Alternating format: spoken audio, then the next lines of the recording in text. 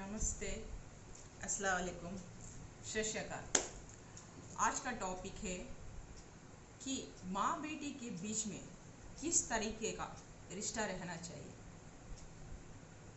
या मनमुटाव वाला या दोस्ताना वाला। आज हम बात करेंगे। एक माँ बेटी के बीच में दोस्ताने का रिश्ता रहना चाहिए, दोस्ती का रिश्ता रहना चाहिए। नेक्स्ट, सब कुछ मिलकर शेयर करें, चाहे वो दुख हो, सुख हो, चाहे गम हो, कुछ भी हो, अपने माँ से शेयर करें। इस तरीके का उन दोनों के बीच में मेल मिलाप रहना चाहिए, क्योंकि एक माँ ही है पूरे घर को संभाल सकती है, पूरे घर को बांध कर रख सकती है। इमोशनली उसका इमोशनल पे वर्क रहता है, बाप का मटेरियलिस्टिक पे वर्क रहता है। तो पूरे घर को समेटने का काम माँ का होता है। स्पेशली जब बच्चियाँ होती है तो उस पर बहुत ही, चाहे बच्चा हो चाहे बच्ची हो, अपने बच्चों पर बहुत ही वर्क करना पड़ता है इस तरीके से। तो इसलिए ना, माँ का बहुत बड़ी जिम्मेदारी होती है। माँ, क्योंकि माँ बच्ची के लिए एक छवि होती है, एक आईना होती है। नंबर 4 पॉइंट, बच्ची को कुछ भी प्रॉब्लम हो, वह माँ से दिल खोल कर बातें करे। इस टाइप का मेल मिलाप माँ बेटी का ओरा होना चाहिए। माँ अपने बच्चों को हमेशा अपने साथ रखना चाहिए, कि जैसे हम कोई ऑर्नामेंट्स पहनते हैं तो जिस तरह हमारे बदन को वो चिपक के रहता है, उसी तरह एक लड़की को भी माँ अपनी निगरानी में रखनी चाहिए। उसकी आंखों से ओझल नहीं होना चाहिए। इस तरीके से एक बॉन्डिंग, एक कनेक्शन जहाँ भी जाए, जिधर भी जाए, उस तरीके से रहना चाहिए। नंबर 6, माँ बेटी खाना भी खाए तो साथ में दोनों मिलकर ही खाना चाहिए, क्योंकि वह आपकी जो बेटी है, आज आपके घर में बेटी है, कल वो ससुराल जाएगी। सो उसको बचपन से ही एक तौर तरीके में पालना चाहिए, ताकि वह ससुराल जाके उसको ये ना लगे कि वह अजनबी ना लगे उन लोगों में, उसको वो घर अपनाने में उसको तकलीफ हो सके। वो एक इंफीरियरिटी कॉम्प्लेक्स नहीं आना चाहिए कि मैं किसी और के लिए यह काम कर रही हूँ। तो इस तरीके से बचपन से ही माँ बच्ची को उस तरीके में ढालना चाहिए। जब माँ और बेटी बैठ के खाएंगे, उसके बाद जो भी रहता है उसको साफ सफाई करना हो, कुछ भी हो, दोनों मिलके करें। ऐसा नहीं कि बेटी को सौंपा दे के आप चले जाए निकल के। इस तरीके से आप माँ होने के नाते आपकी बेटी को जिम्मेदारी के प्रति जागरूक करना चाहिए।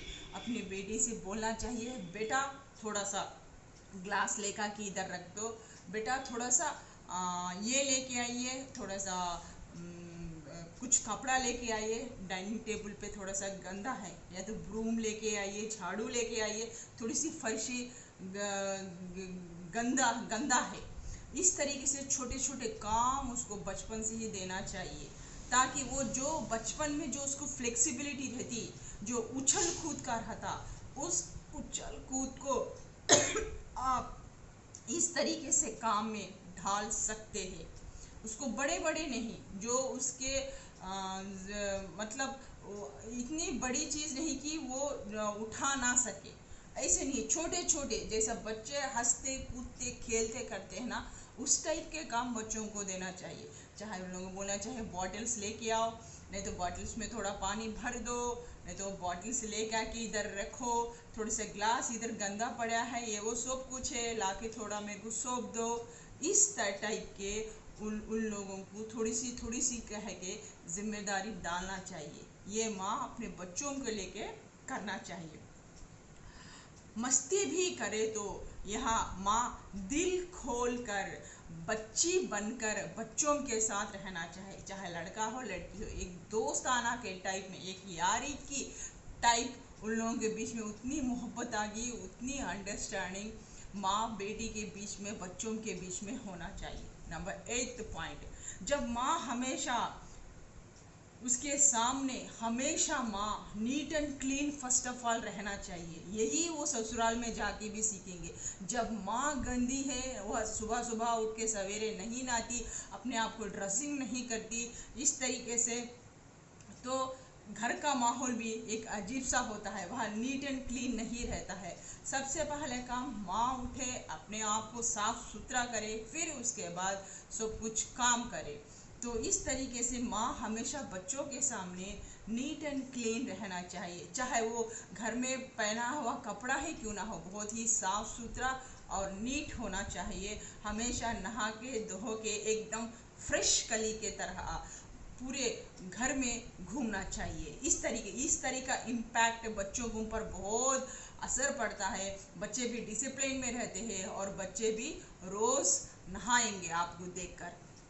इस तरह माँ का पहला फर्ज है कि सवेरे उठते ही काम फटाफट निपटाते ही अपने आप को पहले नीट एंड क्लीन होने रेडी होके रहे, जिस कपड़ों में है वो साफ सुथरे कपड़े रहे। नंबर 9 पॉइंट है, वहाँ बच्ची कुछ से जिद करे तो भी उसके रास्ते पर जाकर ही उसको समझा कर, अगर वो गलत है तो उसको बताना चाहिए कि आप बेकार में जिद कर रहे हैं, तो ये ठीक नहीं है, ये ठीक है, चॉइस आप उसको देना चाहिए। वहाँ ना बच्ची के साथ गाली गलौज करना चाहिए, ना उसको मारना चाहिए। जब वो जिद पे अड़ी हुई है, जब वो उसको आपकी इतनी मेच्योरिटी है कि आपको लग रहा है कि वो गलत है, लेकिन बच्ची में इतनी मेच्योरिटी नहीं है, वह हटी है, तो वो अनमेच्योर है। तो आप मेच्योर है तो आप मेच्योरिटी से काम करिए, या अनमेच्योर के तरह आपकी बात नहीं सुन रही बोल के ना उसको मारिए, ना उसको गंदे गालियाँ दीजिए। तो इस तरीके से जब वो हट कर रही तो आप उसको समझ लेके उसका ओरा फिर उसको अपने तरफ से मोल्ड करिए। आप खुद उसके रास्ते पे जाके फिर उसको समझाइए, उसको चॉइस दे दीजिए, उस पे चॉइस छोड़ दीजिए। ये इधर दो आपके इस पे मैं पॉजिटिव बता रही, आपको नेगेटिव भी बता रही। आपको जो अच्छा लगता करिए, चाहे तो आप एक बार नेगेटिव को अपना के देखिए, फिर आपको पता चलेगा आपकी मम्मा सही बोल रही है या गलत, आपकी मम्मा पॉजिटिव है या नेगेटिव है। चॉइस हम आप पे छोड़ रहे हैं। अगर एक बार बच्ची गलत चॉइस भी चुन ली तो चुनने नहीं दीजिए, ताकि उससे वो अनुभव आएगा, नेक्स्ट टाइम वो समझ में पड़ जाएगी। जब आप इसे चॉइसेस देते जाएंगे तो फिर बेशक वो आपकी बात सुनेगी। तो ये थोड़ा सा लॉजिक माँ बाप को यहाँ जहन में रखनी चाहिए कि जब बच्चे हट करते हैं, जिद करते हैं, तो बच्चे होते हैं, तो बड़ों को ही झुकना पड़ता है। तो जब आपको लगता है कि आपके बच्चे गलत है, गलत डिसीजन ले रहे हैं, उन लोगों को उतनी मेच्योरिटी नहीं है, तो आप लोग उसके रास्ते पे जाके वो उसी के इस पे बता के चॉइसेस आप उसको छोड़ सकते हैं। यह भी लेके देखो, वो भी लेके देखो दो में डिफरेंसेस कैसा है, फिर उसके बाद बोलो। अगर आपको चाहे तो वो भी ले लेना, फिर उसके बाद अंजाम देखना कैसा रहता, वो अच्छा नहीं रहता। इस तरीके से भी आप, क्योंकि आपसे हम बड़े हैं तो हमें पता है कि वो अच्छा है नहीं है, हम आपको हमेशा अच्छा ही दी बेस्ट देने की कोशिश करेंगे। तो आप हमारे बेटा हो बेटी हो तो हम गलत चॉइस कभी भी नहीं बोलेंगे। इस तरीके से चॉइसेस उन लोगों के साथ में रखना चाहिए, ना कि थोपना चाहिए अपने जो भी है अपने बातें उन लोगों ऊपर थोपना नहीं चाहिए। हमेशा चॉइसेस पे चलना चाहिए बच्चों के साथ। फिर उसके बाद नंबर 10 पॉइंट है, फॉर एग्जाम्पल कि आप बेटी को ना एक जीन्स पैंट पहनने का शौक है, लेकिन वो दिखने में आपकी बेटी थोड़ी सी बबली टाइप दिख रही है, दिखने में थोड़ा सा हैवी पर्सनालिटी है, वह पहनने से उस पर जजेगा नहीं। लेकिन आजकल बच्चे नए ट्रेड के फैशंस के देख के, सब लोगों के साथ देख के उन लोगों को भी पहनने का मन करता है, ताकि लोगों के साथ घूमे फिरे करे, मैं भी पहनूं बोल के। तो उन लोगों को इच्छा इस तरीके से नहीं मानना चाहिए। हाँ, आपको पता है वो भद्दा लगेगा, वो अच्छा नहीं लग रहा, दिखने में अच्छी नहीं दिखेगी, उसके जो भी है जो बॉडी के हिसाब से देखेंगे तो ना वो उसके बॉडी पे सूट नहीं करेगा, तो वह जिद करती कि उसको वही चाहिए। आप बोलेंगे कि नहीं, हम बोले सो सुनो, हम आपके माँ बाप हैं, हमको पता है कि हमको क्या करना चाहिए, तुम चुप बैठो, इस तरीके से कभी भी नहीं कहना चाहिए। आप उसको दिला रहे कपड़ा तो आप शोरूम में ज़रूर से लेके जाइए, वहाँ ट्रायल रूम रहेगा, आपकी बेटी का नज़र किस पे है, आपको क्या ला के दिखा रही, आप एक बार शांति से देख लीजिए, फिर आपको पता चल जाएगा कि वो आपकी बेटी को सूट करेगा या नहीं करेगा। फिर उसके बाद आप ना अपना दिमाग लगाइए, अपनी बेटी के ऊपर क्या सूट अच्छा लगेगा, ये देख के आप दूसरा सूट भी निकालने घुमाइए। आप बोलेंगे कि बेटा वो अच्छा नहीं है जो मैं निकाली आपके लिए, वो बहुत बढ़िया है, बहुत अच्छा है, तो आपकी बेटी हट करेगी, वह जिद करेगी कि नहीं मेरे को यही पहनना है। तो ऑलरेडी हमारे पास वह अपना सूझबूझ लॉजिक लगाना चाहिए। जब आपकी बेटी वही पकड़ कर बैठी है तो फिर आप वहाँ ऑलरेडी हमारे पास वहाँ ट्रायल रूम मौजूद रहता, तो वहाँ पे जाके बोलना कि आप इसको एक बार ट्रायल करके देखो, अगर आप पे जचता है तो वो के डन, हम खरीद लेंगे। उसके साथ साथ मैंने जो भी खरीदा है आपके लिए, मेरे को अच्छा लग रहा, मेरे को आपकी इस बदन पे अच्छा जजेगा बोल के जो मेरे को लग रहा, ये ड्रेस आप भी, ये 2 ड्रेसेस भी आपको आजमा के देखिए। उसके बाद आपको जो अच्छा लगता ना वो उसको लेते हैं। तो फिर वो बच्चा खुद ब खुद अपना चॉइस भी वहाँ ट्रायल करके देखेगा।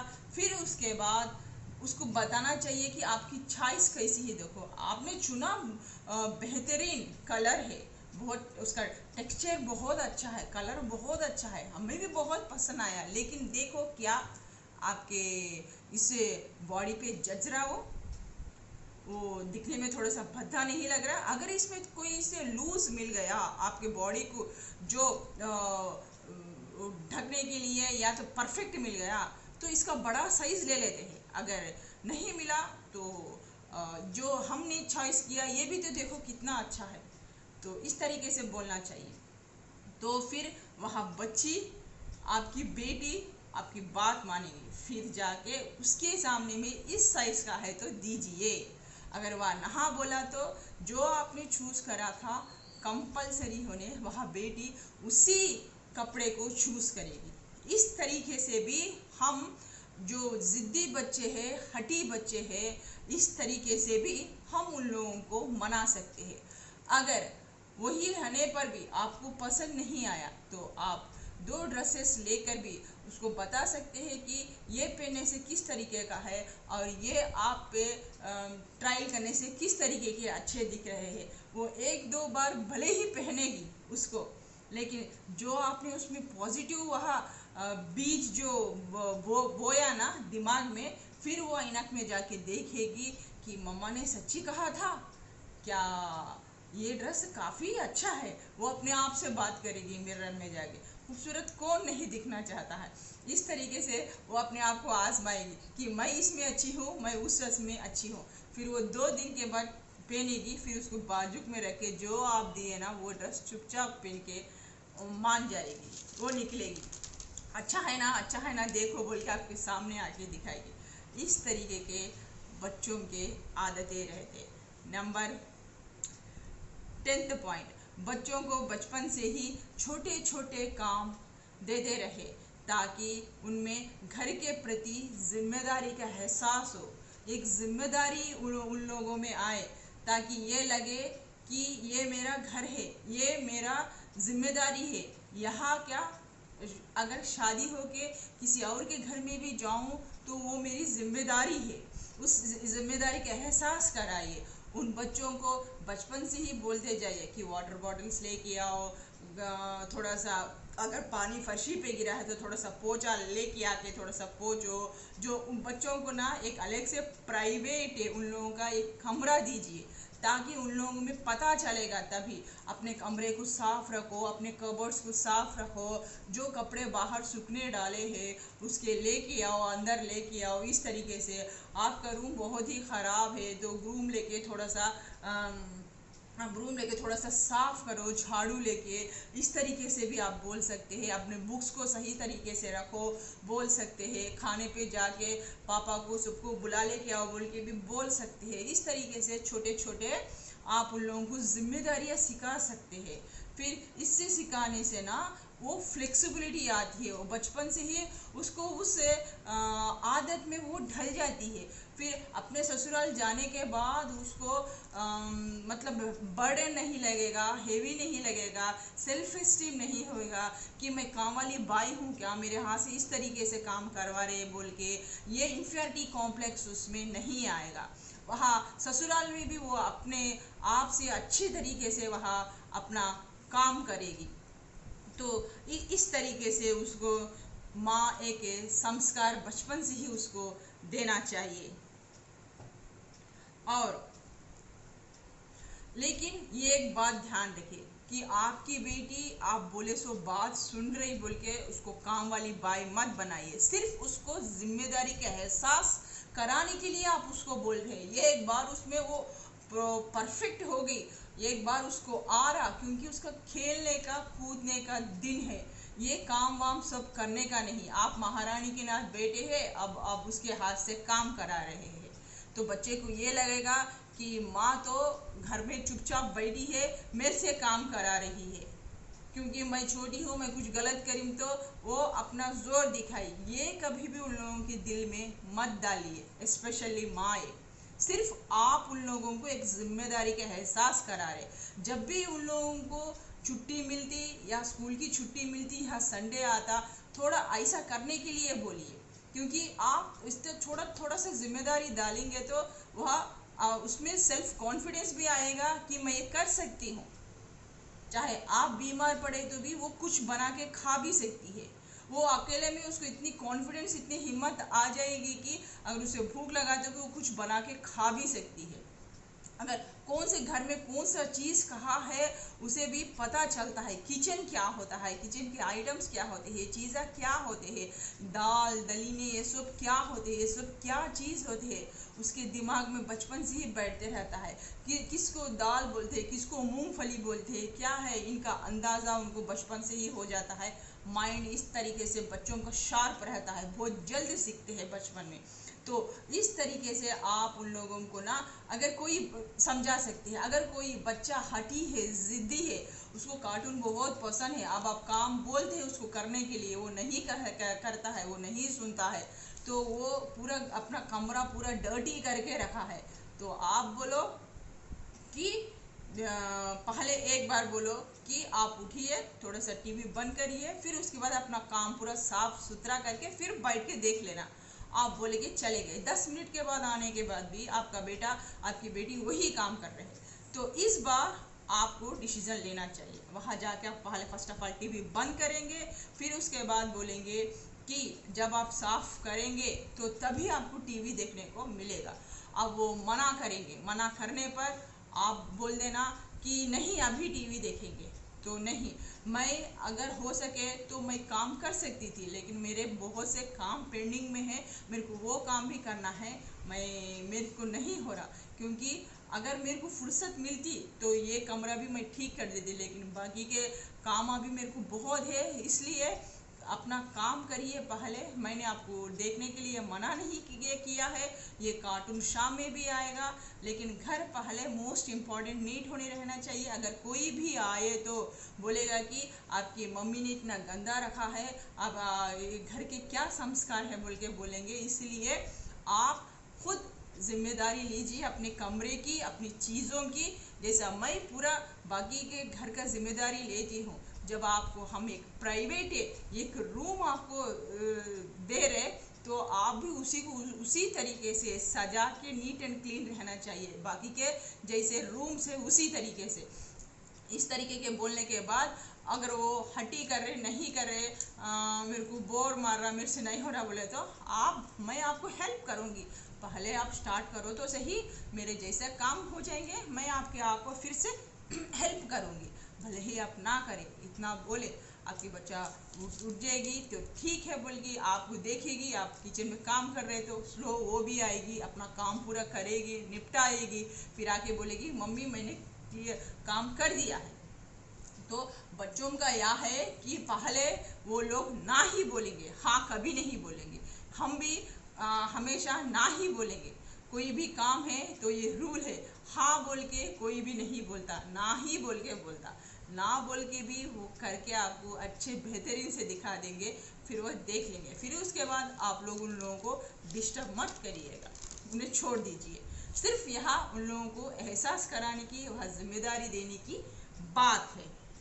नंबर 12 पॉइंट, अगर बच्ची को यह 10, 11, 12 साल आ रहे हैं तो उस बच्ची को एक मेच्योरिटी लेवल पे आ रही है, उसमें हार्मोन से चेंजेस होने लगे हैं, तब माँ का सबसे बड़ा रोल होता है बच्ची के लिए। तब बच्ची को ये एहसास कराइए कि बच्ची के साथ एक दोस्ताने का ये दोस्त का, और उसके एक दोस्त के नाते अपनी बच्ची को ये बताए कि इस टाइम पे आगे जाके भी आपको 11, 12, 13 ईयर्स में आपको हार्मोन्स प्रॉब्लम आ सकते हैं, बॉडी में थोड़े तरीके के चेंजेस आ सकते हैं। जैसा मेरे को भी इसी स्टेज में आए थे, तो जब हमें कोई बताने वाला नहीं था, लेकिन हम चाहते हैं कि आप पहले से ही जान ले कि आपके बॉडी में क्या क्या चेंजेस आते हैं, आप क्या हार्मोन से आपको इनबैलेंस होते रहेंगे, ताकि आप उससे डरे ना, क्योंकि हम बचपन में इसी तरह से डर गए थे। तो इस तरीके से आप कहानी के तौर पे भी आप इतना करीब लेके भी प्यार से अपने बच्ची को बता सकते हैं। ये माँ यह शर्म मत करिए, ये पूरा साइंस है, ये बच्चों को पता चलना मोस्ट इम्पॉर्टेंट है कि एक औरत के जिस्म में या बॉडी पार्ट्स में क्या क्या चेंजेस आते हैं, उसके प्राइवेट पार्ट्स में क्या क्या चेंजेस आते हैं, कंपलसरी बताना चाहिए। प्राइवेट पार्ट्स में हेयर ग्रोथ कैसा होता है, किस तरीके का होता है, और नेक्स्ट उसके बाद मंथली सर्किल आए तो जो सैनिटरी नैपकिन्स है उसको किस तरीके से यूज़ करना है, क्या है, ये सब आप पहले से ही उन लोगों के दिमाग में नॉलेज देंगे उसके ऊपर, तो वो लोग जाके उसके ऊपर उन लोगों को एक निर्णय आएगा, तो वो लोग समझदारी से उस टाइम पे काम लेंगे, वो डरेंगे नहीं।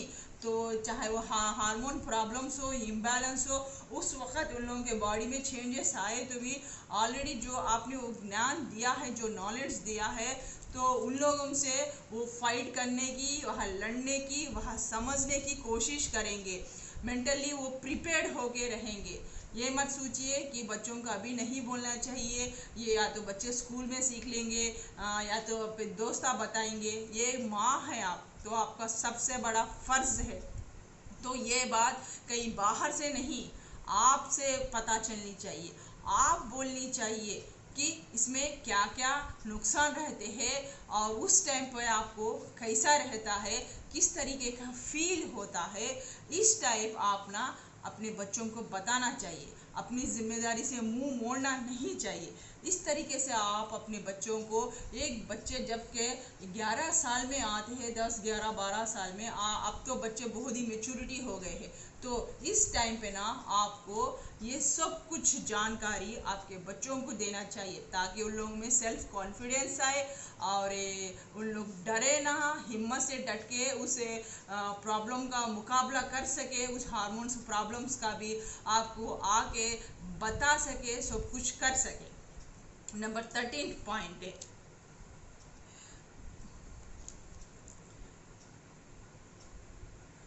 तो इस तरीके से भी आप अपनी बेटी को जब 12 साल आए तो बता सकते हैं, मेंटली प्रिपेयर कर सकते हैं।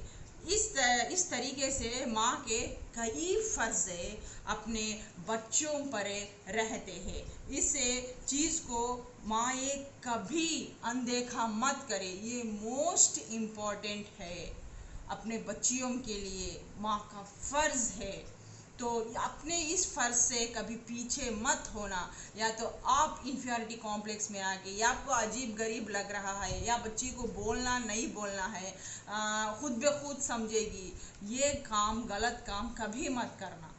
तो आप क्या है, फर्स्ट ऑफ ऑल फर्स्ट पाठशाला घर ही है, माँ का घर है, माँ का गोद है, माँ की आंचल है, माँ की आदतें है, माँ की छवि है, माँ की बोल है, माँ की सूझ है, माँ की समझ है, माँ की नॉलेज है, माँ की मैच्योरिटी आपके बच्चों पे छलकता है।